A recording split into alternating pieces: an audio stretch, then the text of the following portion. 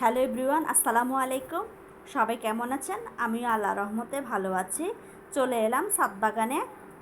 আজ আর রান্নাবান্না করছি না বা দেখাচ্ছি না। ছাদ বাগানে কিছুক্ষণ সময় কাটাবো আর গাছ লাগাবো। আসুন দেখা যাক। দেখুন, এখানে অনেক আগাছা জন্মেছে। এখানে আগে ঢেঁড়স ছিল, তো ঢেঁড়স গাছগুলো তুলে ফেলেছি। এখন রোদের কারণে শুকিয়ে একেবারে কাঠ হয়ে গেছে। এগুলি দেখা যাক অন্য কোনো কাজে ব্যবহার করা যায় কি না। তো এগুলো এখন রেখে দিচ্ছি।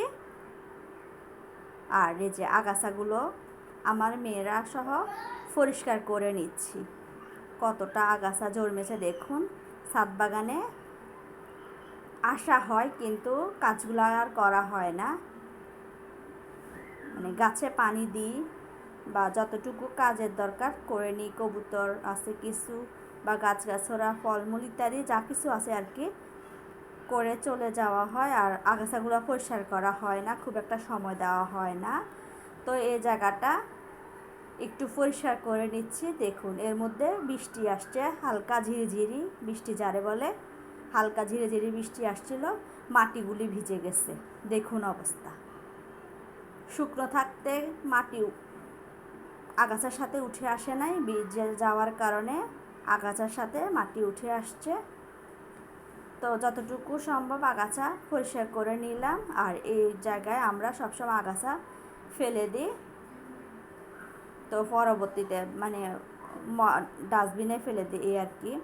এর মধ্যে আগাছাগুলি তুলে ফেলে দিলাম। আগাছা পরিষ্কার করে নিয়ে এখানে কিছু ঢেঁড়স গাছ হলো। ঢেঁড়স গাছ থেকে একটা ঢেঁড়স পাকিয়ে এখানে বিচিগুলো ফেলে দিয়েছিলাম। আর দেখুন মাশাআল্লাহ বিচিগুলো কতটুকু, মানে চারা কতটুকু বড় হয়েছে। এখন এই যে আগাছা যে কিছুক্ষণ আগে যেটা পরিষ্কার করছিলাম, এখানে সুন্দর করে গাছগুলো লাগিয়ে দিচ্ছি। ছোট বড় সবারই গাছ লাগানোর ইচ্ছে হয়। আর আমার বড় মেয়ে ছোটো মেয়ে দুইজনে গাছ নিয়ে কাড়াকাড়ি। দেখুন অবস্থা।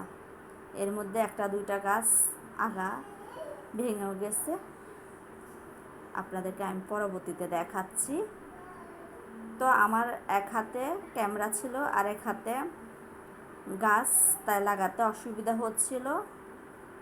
তারপর বড় মেয়েকে বললাম যে একটু সাহায্য করতে, সে যতটুকু পারলো করে দিল। দেখুন সুন্দর করে ভালো করে গর্ত করে গাছটা এখন লাগিয়ে দিচ্ছি, একেবারে সাইড সাইড করে দিচ্ছি। আর মাঝখানে আমার হাজব্যান্ড যদি কিছু লাগাতে চায় সে লাগাবে। গাছ লাগাতে আমার কাছে বরাবরই ভালো লাগে। ছোট থেকে আমার একটা অভ্যাস, যেখানে যাই না কেন গাছ যেটা ভালো লাগে নিয়ে আসার চেষ্টা করি, কিনে আনি বা যদি বলি যদি ওরা দে, মানে এরকম একটা অভ্যাস আছে আমার। আবার আল্লাহ মাফ করুক বাজে স্বভাব আবার ওগুলি নেয়, মানে যেগুলো মানুষ করে আর কি। যাই হোক, গাছগুলো সুন্দর করে লাগাচ্ছি। আমার কাছে গাছ লাগাতে বরাবরই ভালো লাগে। তো ভালো লাগলে একটি লাইক দিন, সে সাথে কেমন লাগছে তা কমেন্ট করেও জানাবেন। আঞ্চলিক ভাষায় ঢেঁড়সকে আপনারা কে কী নামে চিনেন? আমরা ভেন্ডি বলতাম বাড়িতে থাকতে। তো বইয়ের ভাষায় ঢেঁড়স। কে কোন নামে চেনেন ঢেঁড়সকে? তো একটু গর্ত করে সুন্দর করে গাছগুলো লাগিয়ে দিচ্ছি। এদিকে সন্ধ্যাও হয়ে আসছে। এই যে দেখুন ভেঙে গেছে গাছটা, যতটুকু হয় আর কি। আগাটা সে ভেঙে ফেলেছে আর গোড়াটা লাগিয়ে দিচ্ছি। যদি ভাগ্যে থাকে তাহলে হতেও পারে, আর না থাকলে কিছু করার নাই, সবই আল্লাহর ইচ্ছা। আগাছা আর একটু পরিষ্কার করে দিচ্ছি। এই জায়গাতে ঢেঁড়স গাছগুলো ছিল, এখানেও আগাছা ভর্তি হয়ে গেছে, তাই যতটুকু সম্ভব আগাছাগুলো তুলে দিচ্ছি। এখানে একটা মিষ্টি কুমড়া গাছ ছিল, গাছটা অবশ্য মরে গেছে অযত্নে। তো এটার গোড়াটাও সুন্দর করে তুলে নিচ্ছি। দেখুন গোড়াটা অবশ্য এখনও কাঁচা রয়ে গেছে, তো এটার প্রয়োজন আর আমি মনে করছি না, লাগালে পরে নতুন করে লাগাবো এই আর কি। তো সুন্দর করে আগাছাও পরিষ্কার করলাম, পুঁই শাকের গোড়াও ছিল, ওগুলো তুলে নিলাম। আর মিষ্টি কুমড়া, ধুন্দুলের চারা ছিল, ওগুলো সব নষ্ট হয়ে গেছে, সব তুলে ফেলে দিলাম। শিকড়টাও সুন্দর করে যতটুকু সম্ভব পরিষ্কার করে নিলাম। এই যে দেখুন কত বড় বড় শিকড়, আর গাছ ছিল মরে গেছে।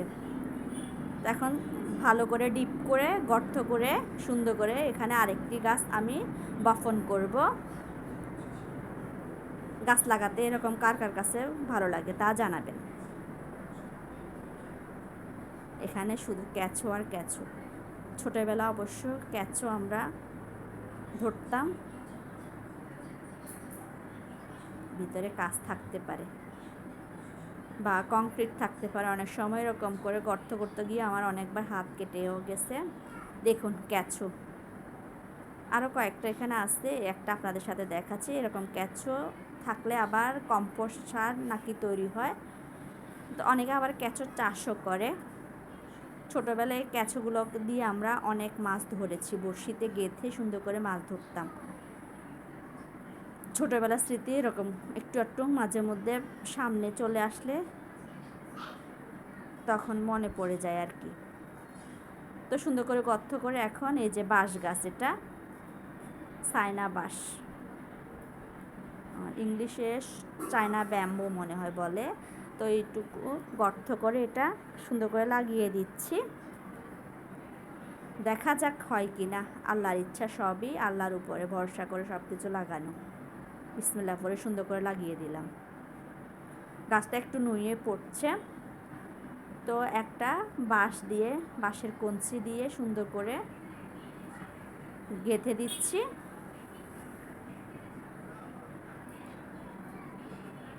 লতা পাতা দিয়ে আটকে দিতে হচ্ছে, কারণ আমি বাসা থেকে কোনো দড়ি বা রশি নিয়ে আসিনি।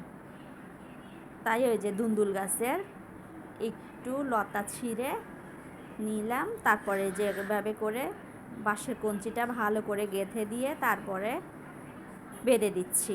এটাও একেবারে শুকনো হয়ে একেবারে ভেঙে ভেঙে যাচ্ছিল, তাও যতটুকু সম্ভব বেঁধে দিচ্ছি। কি দেখুন কি অবস্থা, অনেক ধৈর্য ধরে এটাকে বেঁধে দিচ্ছি।